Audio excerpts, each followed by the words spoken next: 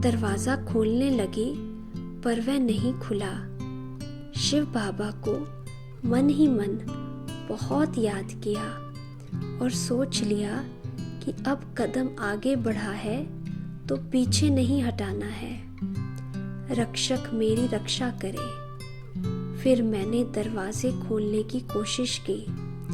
हाथ लगाते ही लोहे की पट्टी ऊपर उठी और दरवाज़ा खुल गया।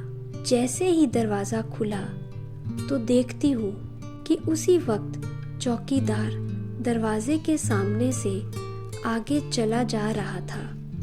मैं बाहर निकली, दरवाज़ा बंद किया। अब 1:30 बज चुका था। दीवार से कूदने के कारण मैंने चप्पल भी नहीं पहनी थी ताकि उस पर आवाज़ से उठ ना जाए, और कपड़े भी बांध लिए थे ताकि छलांग लगाते समय कहीं अटक ना जाए। जिसके ऊपर तू मेरा रक्षक स्वामी वह दुख कैसे पाए, जिसके ऊपर तू मेरा रक्षक स्वामी वह दुख कैसे पाए। ये मन ही मन गुनगुनाते हुए नंगे पांव रास्ता पार करने लगी। उसी समय बारिश ने भी स्वागत किया। रास्ते में एक सिपाही मिला।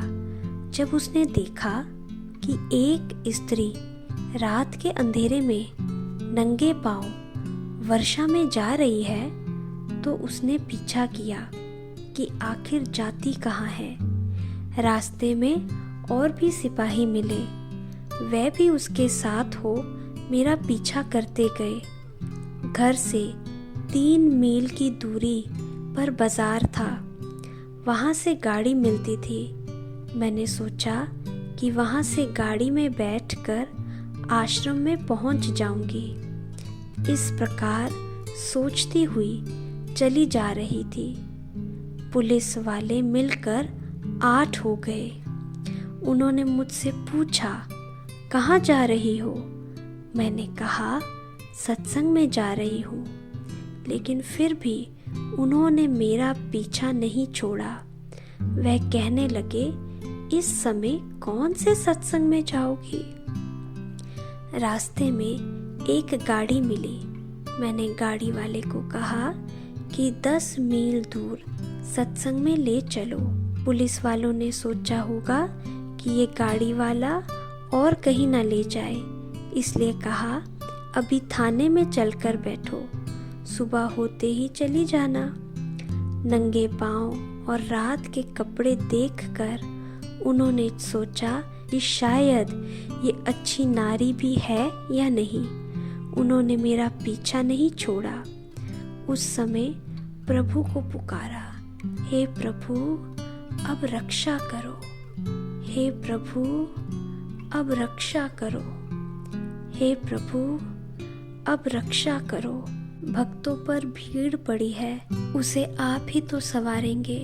पुलिस और भी इकट्ठे हो गई। मैंने सोचा, अब कहाँ जाऊं?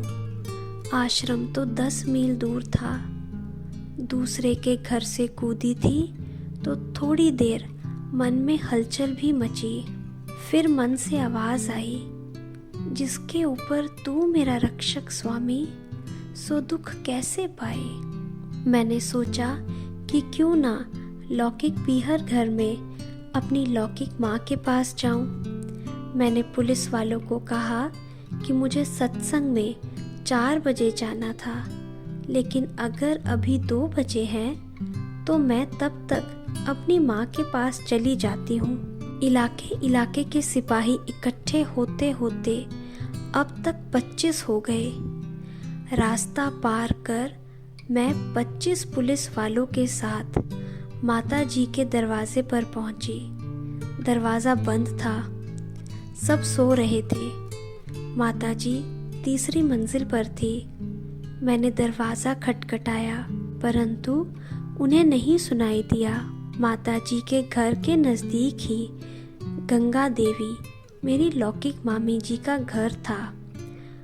वहाँ के चौकीदार ने जब देखा कि हमारे घर की लड़की नंगे पांव आई है और साथ में 25 पुलिस वालों को भी लाई है, तो उन्होंने मुझसे बिना कुछ पूछे ही मामी जी को सूचना दे दी।